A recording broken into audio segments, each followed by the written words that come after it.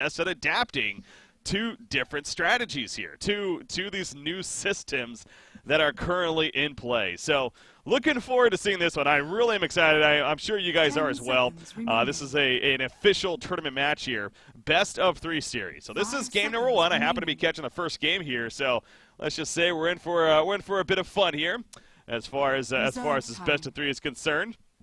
We got one more pick to go on the side of IKEA. Now, real quickly, going over the lineups here, real quickly before we get actually started. Solidudes, obviously, I feel like I've said this many times before, but to reiterate, this is a team that's true and dear to my heart personally. Have several former Han players on them, including Insania and Mickey, most notably, that are 2 players that were up until very recently just transitioning over to Dota 2. Good friends of them, and really excited to see them do well. Seal Kid on top of that does, of course, have very good history in the Han scene. And then Kefka, from my understanding, too, also does come from playing a bit of Han. Maybe not necessarily on the level as the other players here as far as their history goes. But again, he does as well. And then Solitude, just a very, very sound carry player in the Dota 2 scene. So they've been together now for a little bit. They've had some fairly decent results so far and only looking to get bigger and better. So again, excited to see their adaptation here and Insania being the drafter and what they decide to go with. On the other side, IKEA, the only player that I personally know, once again, as you may expect, comes from Han, happens to be the one known as Flens over there, a.k.a. Flensmeister. For those that do come from the history of Han as well, that is a name that you would most certainly recognize on the Heroes of Newer scene. So excited to see Flensmeister here. Personally, for me, is the first time here on the scene. I think it's kind of just standing in for them, from my understanding. I don't know if he's actually a part of this team or not, but we'll see how he does here in this event. But we are ready to go, baby. Our drafts are complete, and we're going to be jumping into what is our first game now of a best of 3. So going over the lineups here first, we got Warlock, Axe, Rubik, Legion Commander, and Invoker. Now, obviously, there's a couple of things. One, this is the new patch, 7.00, so balance changes took place, the new trees, everything, all these things to keep in mind. But then 2, we just finished up the Boston Major. And the Boston Major, whenever a big event like that happens, there's going to be some reaction by a massive amount of the teams, as well as the pub scene, of course, in terms of how they draft, how they play perhaps, and how things look. So, as we're getting to the game here, give me 1 second to make sure my binds are all good to go. There we go. We should be good. Yeah, so hopefully, again, bear with me. And I believe the spectator system, for the most part, is pretty much the same.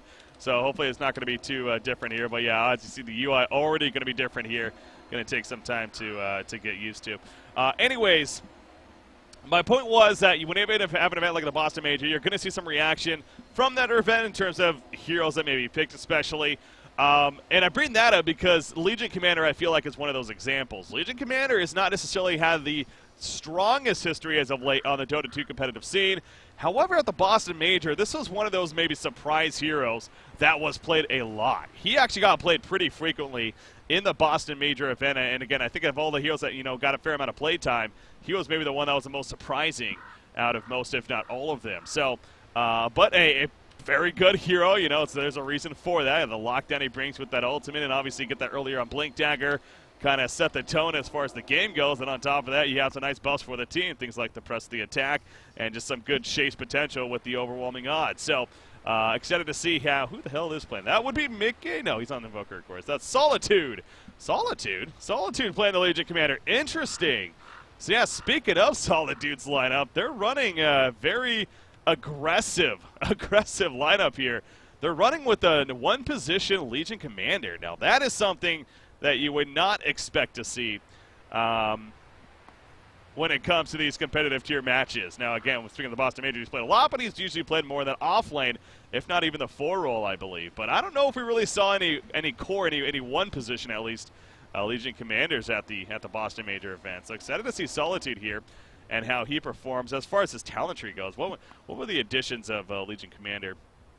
Yeah, I think this is something else that's going to be taking place many times throughout this cast here. I'm going to be referencing the talent tree quite a bit. We're going to be kind of analyzing and going over a lot of these theory crafting quite a bit here as far as what's going on, because, again, a lot took place. There's no way anyone is very confident knowing all this information just yet. Not even the godly purge with his 10-hour stream that he did yesterday, and he still didn't even get through all of it. Anyway, so yeah, again, so the first things first, level 25 talents, you always have to be a little bit like, okay, well, that's level 25. You know, sure, you could argue getting to level 25 maybe is a little bit easier now because of some changes in the game for the bounty runes and just the experience in general, but it doesn't mean that we're going to see everyone level 25 by the end of the game. I mean, it still takes a bit to get there, so don't overreact to the level 25 talents. It's the first thing that I've kind of noticed of a lot of these talent trees, but it's interesting, you know, kind of seeing throughout here. You know, maybe get that early XP gain to get the earlier levels. I wouldn't be surprised if he gets a strength, though. Simply playing that one position, he's confident he's going to get the levels. And as a result, strength could help him increase that farm potential. But, yeah, no, it's going to be fun to see. Kind of keep an eye on the talent trees here as far as what they decide to level here. But so yeah, very interesting lineup though from Solidudes, specifically with the Legion Commander in that one position. He does get the early bounty rune. You see all the early bounty rune control coming out, and I believe all the appropriate heroes got their runes. Can I actually see? Is there one rune that wasn't picked up? Oh, this one. Okay, so IKEA was trying to steal the bottom bounty rune on the dire side, and unable to do so. But it's kind of funny. I was wondering what the deal with that was. Yeah, so both sides do get the 2 bounty runes. That's gonna be fun to see kind of what teams prioritize in the early game in terms of trying to steal bounty runes or not from the other side here. All right, but yeah, as far as the overall line, oh, Disruptor, by the way, he's in a lot of trouble down here. Axe trying to chase him down. Battle Hunger not. Oh yeah, he does have Battle Hunger. 5 more seconds left here for Kefka. This could be a kill. 1 more second. Can he get the line of sight? Oh, he goes uphill. That's going to screw things up. Kinetic Field plays down, but there's a Battle Hunger. And I think that's the end for Dancing Dragon. Going to be dancing to his grave right here. Maybe not, actually. Oh, my God. That's right, the Shrine. Just go ahead and use that OP Shrine there. And he's like, nah, I'm fine. I'm good. Screw trying to commit suicide. I'm just going to use this nice, tasty Shrine right here. All right, so there's that. That's one of the many changes that has taken place now. So that will be on cooldown now for quite a bit. And, you know, I would think that you ideally want to save that for your mid, if anything, so he doesn't have to go all the way back. But, you know, it made sense why Disruptor decided to use it right there, as he was just about to die after all. So, but yeah, running with Kefka in the off lane for playing that. And then the Axe here has Sioka babysitting him. So they're running a 2-1-2 setup here. Mickey, meanwhile, middle lane. He might be in a little bit of trouble, put under there by the OD. In comes the Ignite. But Mickey is going to be able to dodge quite a bit. And now Invoker, you know, one of these heroes, as you would expect, got a lot of changes in the patch. That's just kind of a skill set that'll happen. The most noticeable one, though, being the only one Forged Spirit now, unless you level it up in your talent tree at level 15. So, going to be interesting to see how and if, when and if that level 15 takes place, if that's what you go for. Or what is the other one? It's the 20% XP gain. Yeah, I was watching Purge's analysis, and that was one that I caught quite a bit of. The idea of the experience game, maybe not that necessary because you do get the Hannah minus. Bottom lane, by the way, Kefka juking and jiving right here. He's going to be fine for the time being, but Flensmeister on that Morphling trying to chase him down. Dancing Dragon will get out before the Shared Fate applying enough damage. You see Flen still taking some harassment, but he is going to be fine. So this is kind of turned into a tri-lane now for the side of Solidudes. So there's just so many things to talk about. So many things to talk about, yet stuff is happening. Then there's the whole action part of it. But, yeah, very, very aggressive action-oriented lineup, though, here's the point, from Solidudes. So they want to win this early game, no doubt, absolutely. But, yeah, excited to see Mickey here on the Invoker and how he performs. So on the other side, IKEA, though, haven't even really talked about their lineup yet. Maybe a little bit of bias coming in, I know. Etakaka. Etakaka, he's in trouble. Solitude applying some good pressure. Got 3 charges of that napalm onto Legion Commander, but we'll have to fall back before getting too vulnerable there and taken out. But yeah, running with the offlane Batrider, nothing new there. They're running the defensive tri-lane now, Ogre, Magi, as well as Disruptor to go along with the Morphling.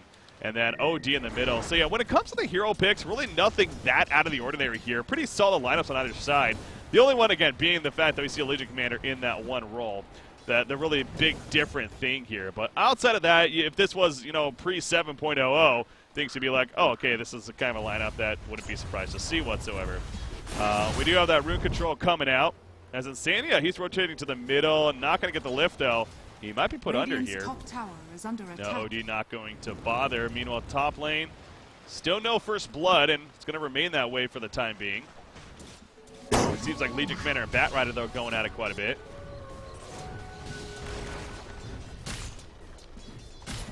Kefka here feels like he's getting a good amount of farm. He has 19-1 now, the laning axe, as there's a 4-minute bounty runes being picked up. So yeah, again, levels here. The supports, I would think ideally is going to be priority when it comes to these bounty runes. That's how they're going to farm. I think that's almost the intention of the bounty runes, to give supports something more to do than just simply pulling and stacking camps. And I actually personally love it. I know there's been some mixed opinions on the whole the new bounty rune system.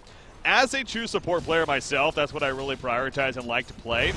I've only played 3 or 4 games so far last night, but I like it. I like the activity it encourages and the mobility of constantly wanting to move around and maybe set up ganks in places because of the spawns of the bounty rune. So, again, I'm somewhat of a fan of it, and we'll see how it kind of continues to have impact here in this game. Batrider applying those sticky napalms to the Rubik, but simply just doing the Batrider stuff of using that Fireflight there. Thunderstrike activated onto Axe, but with the Warlock heal pretty much cancels it out. Top lane, Solidude does dive and get the kill onto Batrider. Classic style of mine, missing the first blood. Nothing new. From Han to Dota, it'll be the same exact thing, ladies and gentlemen. No, but nice kill. Again, they were really going back and forth for a lot of this game. And that wasn't even a duel. That was just simply him chasing him down and, you know, getting the overwhelming odds off, and some good auto attacks hit is my guess. So, I mean, even his life, he had more than half life when he actually got the kill. So, but obviously, you know, he was diving the tower quite a bit, and Batrider just unfortunately got caught there. Meanwhile, bottom lane, Kefka doing a nice little cutoff here of the creep wave. Going to put some good pressure onto the tower and this Morphling. As a result, this is a fun little strat here. You know, Axe, one of those heroes that's like, you know, what are you going to do about it? Insania, meanwhile, controlling the Radiant Bounty Rune here in the jungle. So again, this is what I'm talking about. It kind of encourages that movement here. And a good job stilling that Bounty Rune, what ideally is supposed to be for the Radiant side. But because of their control down here, maybe this is going to encourage even more aggressive duel and trial lanes even.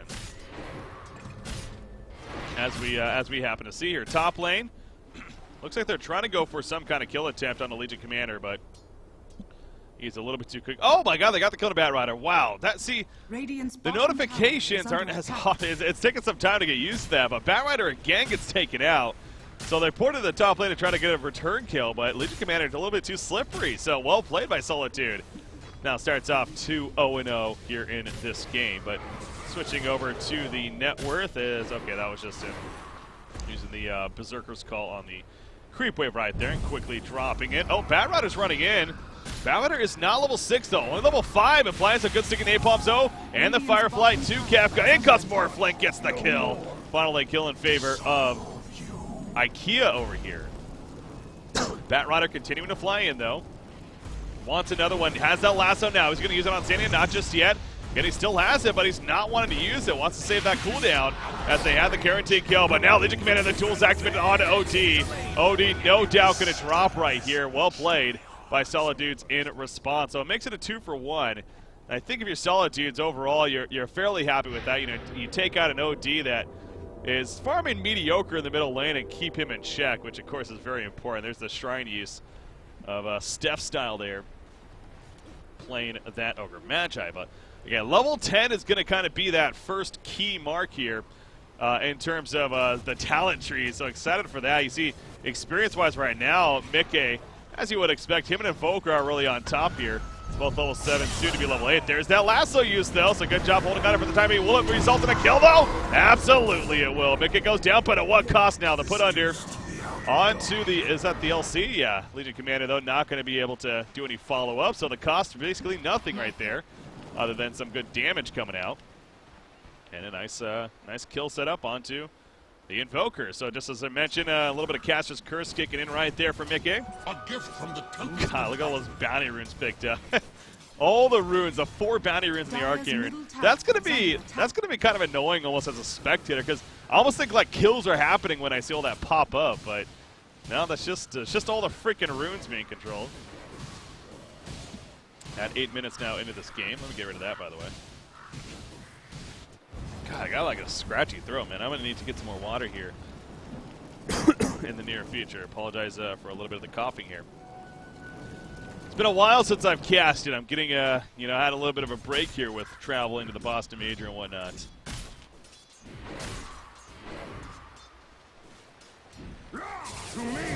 Oh, Morphling. He should be fine here. Transitioning to that strength, of course. Looks like, yeah, he's going to survive for the time being. Does have Ogre Magi to assist if need be. Legion Commander, though, you see top in the net worth chart again, has that one position, gets the duel off onto the Disruptor, and yes, it is going to be a kill. Doesn't get credit for the victory there as it died off shortly after, but still, a kill is a kill. And Solidude will be happy with that. He has the Blink Dagger on the way. 1,800 gold saved up here for Mr. LC.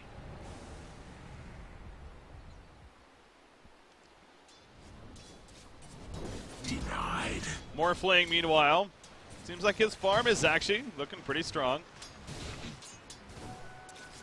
He's keeping up with the LC at about 4,100 gold right now. Does have the Sustainer, or the Ring of Health picked up, excuse me. Derp. There's that bounty rune control. Solidude actually getting his bottled up and making use of it here in the jungle. Level 9 now, so again, those level 10s going to start kicking in shortly. Screw level 10, says Disruptor. He just wants to hit level 6. Only level 4 currently. So yeah, it doesn't have the Static Storm just yet. So not nearly as strong fighting presence now. For the time being, that is.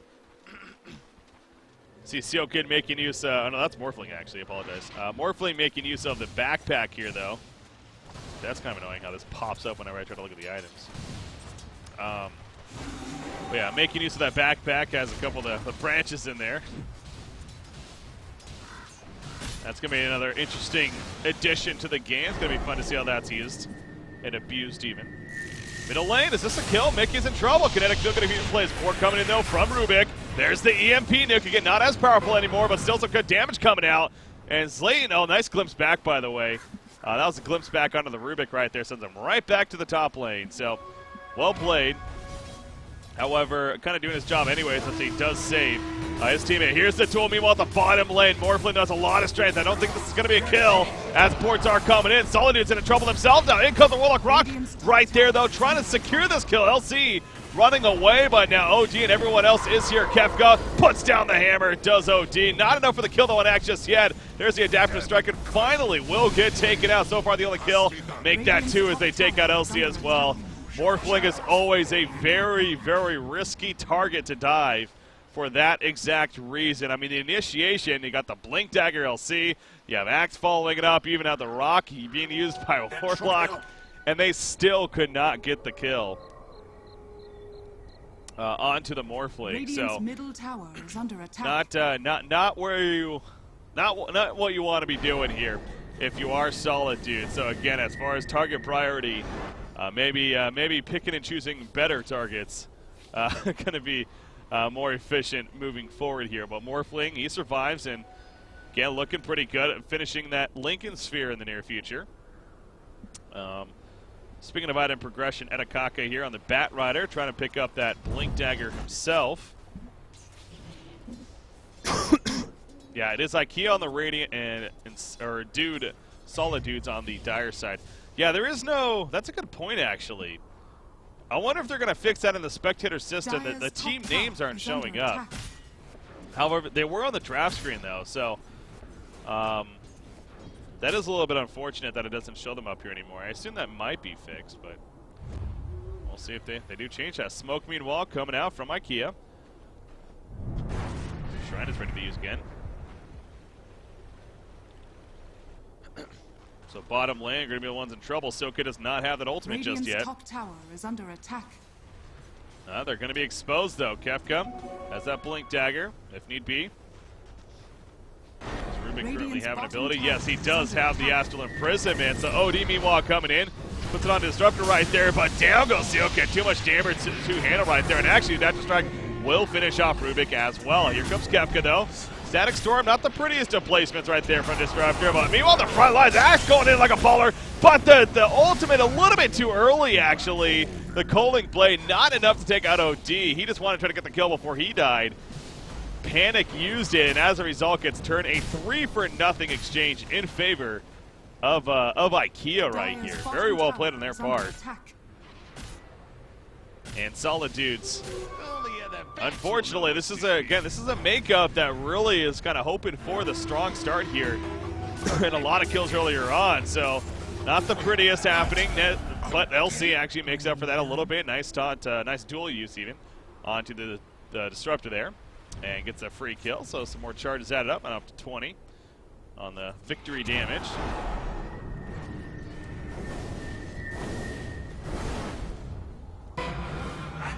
Is that yep, he steals the Astral Imprisonment once again. So he had that in the last fight too. Unfortunately, not enough to turn the fight around for Solidudes, but obviously one of the stronger abilities to have in the game, if you are going to be the Rubik, in this game specifically at least.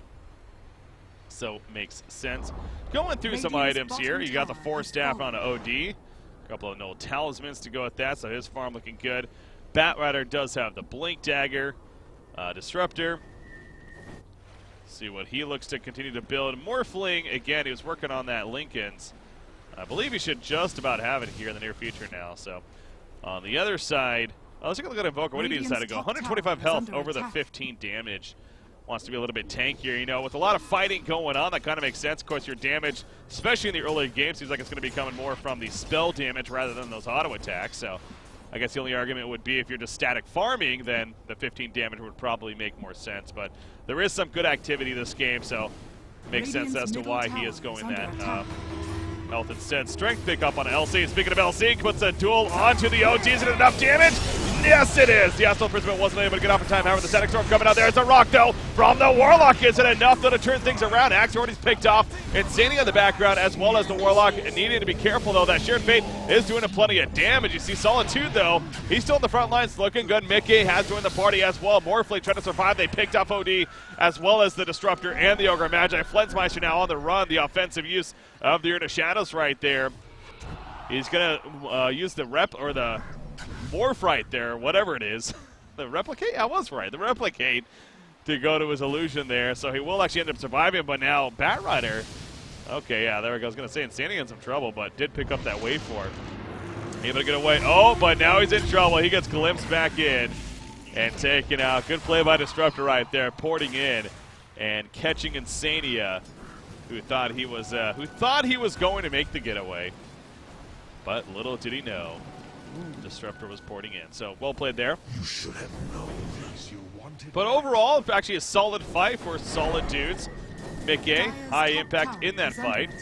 Hits level 12, so I guess for Invoker, that I was going to say, you know, level 2 ultimate, but for Invoker actually doesn't matter. But normally, level 12 now, of course, being the new level 2 ultimate, and then level 18 being the level 3 of it. So taking more of a look to see what people did on their talent trees. 4 armor onto Batrider over the intelligence. Wants to be a little bit beefier. Then, of course, you have Morphling as, oh, actually down here, by the way. Else Rubik being put under. They do get the kill on Odie. Rubik actually put himself under right there, and he survives as a result. Well played by Insania. A beautiful steal yet again. That Shared Fate doing damage. Tornado is going to miss. The EMP also going to miss. He tried to hit both. Unfortunately, gets neither as a result. Solitude. Wow, this guy's baller. He's just charging in with very little life. He is going to be fine for now. You see Batrider's still around.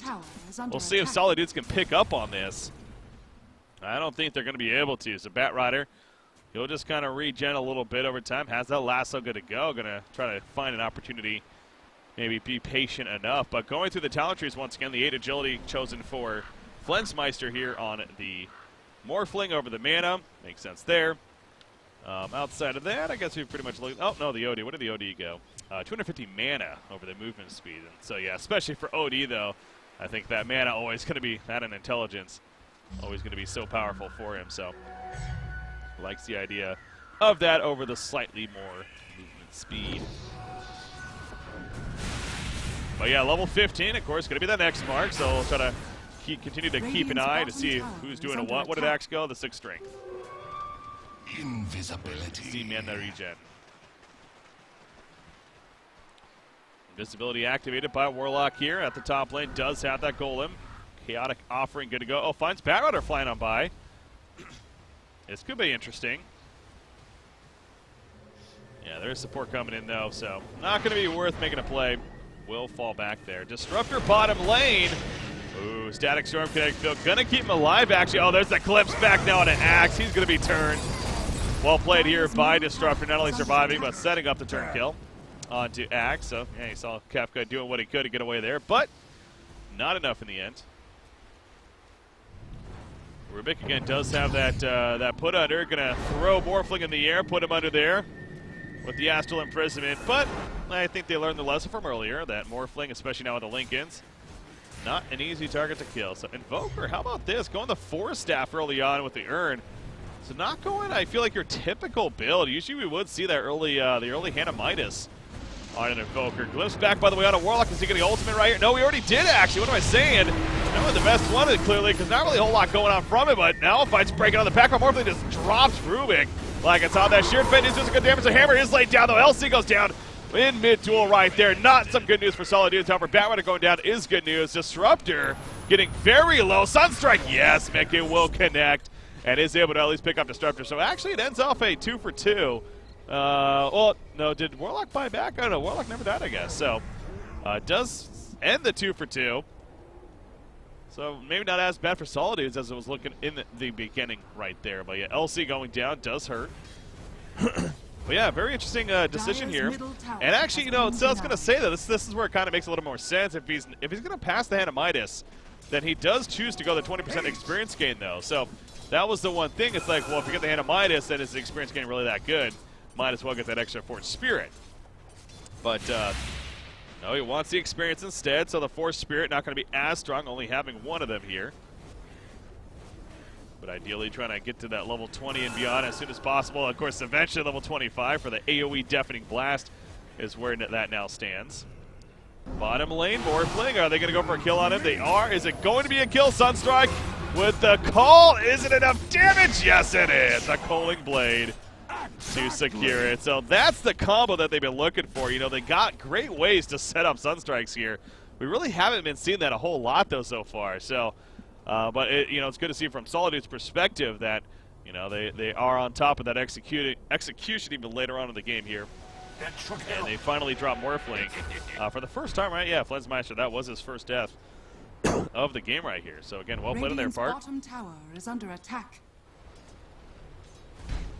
See some level 15s again continuing to come out here. LC just about to hit level 15. What is he going to get next? Movement speed or the damage? Well, the way he's playing, I would think the damage. I feel like, you know, when it comes to their damage as a team, they are lacking a little bit. So if I had to guess, I would guess damage. But we'll see what he chooses. He is level 15, so I don't know if he's deciding or...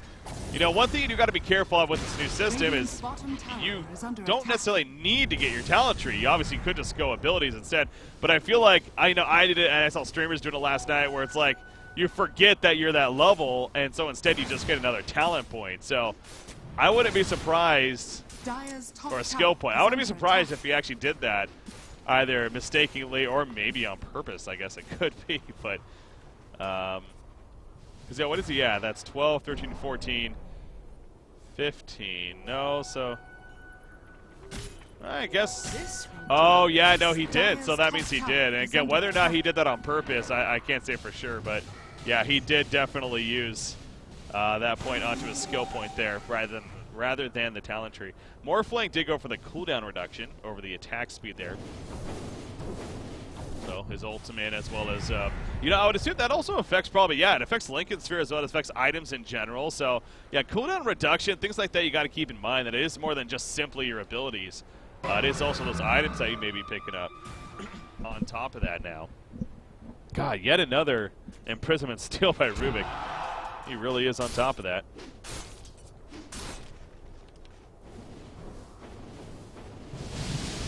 Over Magi, that boots of Tranquility here.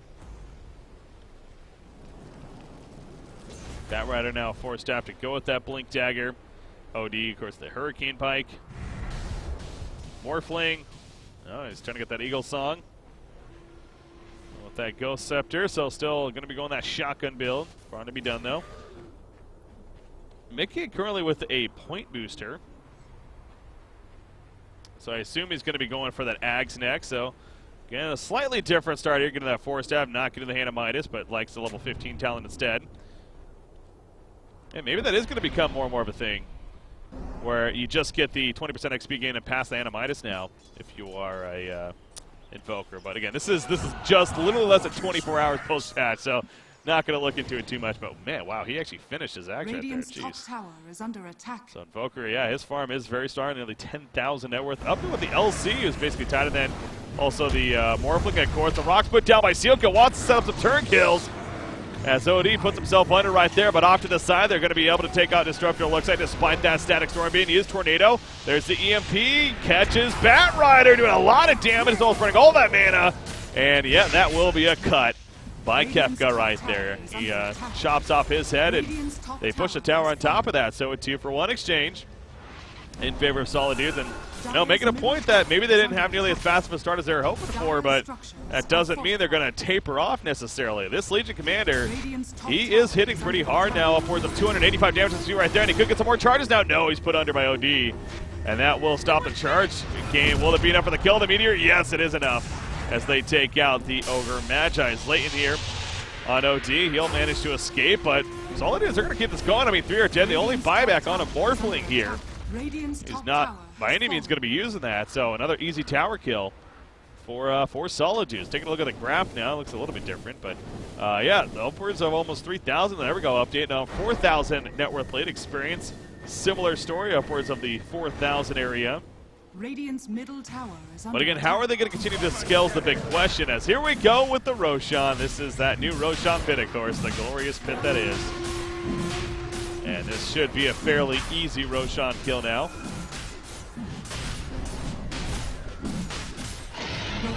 As there we go, the Aegis going to be picked up by Invoker, but yeah, going to be relying on this Invoker and as far as the late game potential, and the LC, who's definitely seems like he's building kind of very damage heavy. Does have the 48 charges, has the armlet. Ogre Club picked up. I'm going to guess that's going to turn into a BKB, which actually will be very good this game. So we'll see how he continues to progress here. But Insania almost catching with that new Blink Dagger of his, but unable to do so. What does he have? Oh, he has a Static Storm. Nice. Could come in handy here. And what talent points did he get? 60 gold per minute. The classic Insania play here. He's all about the farm as that support. He's, he comes from that haunt history of that was a big thing he was known for. As a support player, whether it was the 5 or the 4 position, he made sure to get farm. Like, that was his #1 priority, it felt like. And obviously still did very well in the game. So it's no surprise to see him get in the 60 gold per minute. Now, to be frank, 50 damage on a Rubik, how much is that really going to be useful for you if you're not sitting there right-clicking people? So it makes sense really no matter what, but kind of just a take on that there. Man, he's going aggressive. Going to play for the boundary. There's a Static Storm put out. The Sunstrike, it's not enough for the kill though initially, but Axe is going to change that story. The big call gets the kill with the Cooling Blade. He had a chance for a second one there, but he decides to let Legion Commander take care of the job and take care of business. So the supporting cast picked off on the side of IKEA. And another couple of kills for Solidudes to keep this momentum running now forward. You see Rubik still in that Fire Blast there on his part. So again, level 20's starting to come out now, just about even. Invoker just about there. And with his build, I would think the 7 to ult stats is very possibly what he's going to be going for, to be honest. It just feels like like if he was getting the hand of Midas and getting more of a right-click presence, then maybe the attack speed. But yeah, I feel like the stats for him probably makes a little bit more sense here. LC did eventually get that second point, and he does go for the 30 damage. So yeah, kind of as expected, he's looking to play more of the heavy damage dealer for the team, being that they are lacking a little bit on that physical presence.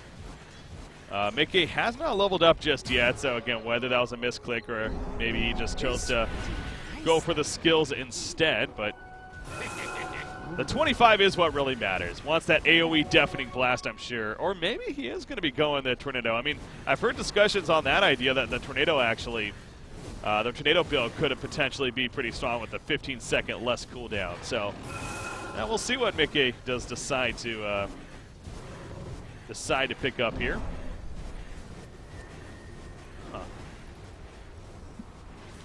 Oh, OD? Yeah, he's dead. LC catches him. Duel's put up, and yet, let's add some more charges. He said 80 charges, and he does finish the BKB, as well as a Shadow Blade. So, loving this aggressive build from Legion Commander. Allows him to front of the fight. Wow, to fight in the front lines very well. As was that a Boots of Travel? Yes, it was. That on top of the blade mail for Axe right here. This obviously is an illusion. I mean, they'd be stupid not to know that. They kill off what was the replicate there from Morphling, who does have the shotgun build now. Going to use that right there on LC, but it's not enough damage, is the F play. So they get the tower kill. That is the last outer tower remaining. And so now Solidudes going to start thinking about some high ground push. But yeah, I was going to say maybe not ready just yet. I mean, they got 3,000 gold pulled up on Mickey. OD going to be up in about 15 seconds. Did LC get his level 20? Yes, he did. He did go to 7 armor over the respawn time. So wanted to get tankier here, and again, I like that, considering he's up in those front lines. And, you know, the respawn time's kind of interesting to me, because it's like, now if you're playing just a heavy support that, you know, is going to maybe get picked off every now and then that's where it maybe makes sense. Is, by the way, Pat Ryder, speaking of getting picked up, he goes down, oh, that does drop a gem. You see Mickey making a point of that. He's not able to pick it up, though, with the full inventory. Ogre Magi will instead grab it, but at what cost for him? As out comes the Warlock Golem, and down goes Morphling. Ogre Magi, Bloodlust, he's trying to run with that gem he just picked up, but it's not going to happen. Steps down, gets pulled right back in, and I'm assuming they're going to get this kill. I mean, there's no way that he's actually going to escape it. So, yeah, he's going to run into LC here. And that should do it. There we go. Insania gets it, and now the gem. Somebody pick it up. Come on, Insania. Come on, there we go. Yeah, he has an inventory spot. So he goes and picks it up. And with 3 dead, now they're going to start sieging the base, it looks like, here. At this time, they got a lot of gold. Buybacks on Morphling. Bowat is just about up. Radiant's bottom tower has fallen. As, oh, the backpack slots, that's right! Oh, the backpacks, you gotta keep that in mind. Oh, I totally forgot. Yeah, so you could actually, he could have clicked that, couldn't he? Oh, the Colin played a little bit too early, and now Axe had in trouble. Oh, Kefka, he got a little too aggressive there. He gets taken out. Now, they did get the melee racks here in the middle lane, of course, and they also get the middle melee racks with the Chaotic Offering before falling back as a team. So, very well played there by Solidudes. And yeah, you got Mickey, Octarine Core. I wouldn't be surprised if that's going to be his next item in line. He has 4,800 gold saved up. A nice little bounty rune for him right there. But yeah, as being pointed out in chat right there by Black Ryu, I did forget about that, and I honestly would not be surprised if Mickey did too.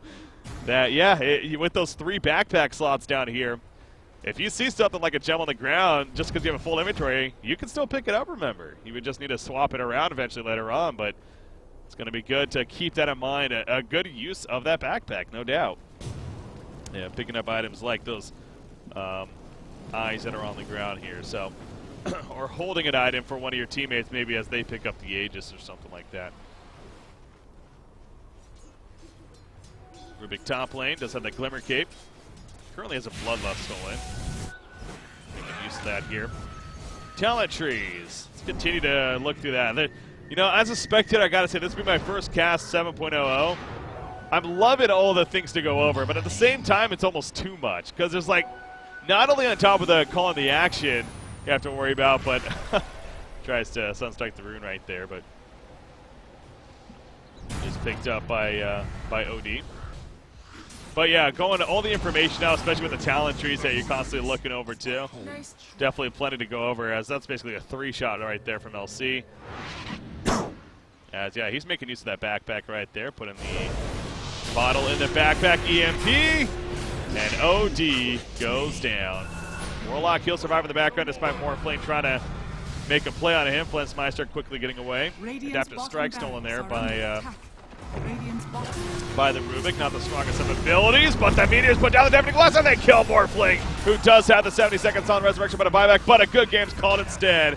IKEA clearly at a loss right here of what they can do, and it will be a GG well played in favor of Solidudes in game number 1 of this best of 3 series. Well played on their part, and for a makeup that really screamed we want to win earlier on, I'm a little surprised to see how it went so well, to be frank. You know, there was some fights. It was something like an 11-4 lead for IKEA earlier on in the game, and it seemed like that they were controlling the pace. Solidudes actually kind of threw themselves a little bit at IKEA and dived a little bit too. There was a bottom lane specifically that ended up being a 3-0 in favor of IKEA, where they tried to get the Morphling kill, but he, as you would expect, was tough to kill and kind of turn things around. But Solidudes, they managed to come together. You know, the aggressive damage build on LC with both the talent tree as well as the skill build, the items that is. And then Mickey, again, passing up the hand of Midas, but taking advantage of the new talent tree talent, deciding to go the experience gain. In fact, can we see the progression of talents in the post screen? I wonder if that's something they still need to add here. Huh, yeah, they still need to add that. You can see the skills, of course, but I'm sure that's something they maybe overlooked here as far as the end game screen goes with the skill tree, but Team XP and net worth. Yep, it was a little bit up and down here. You saw some earlier lead for IKEA.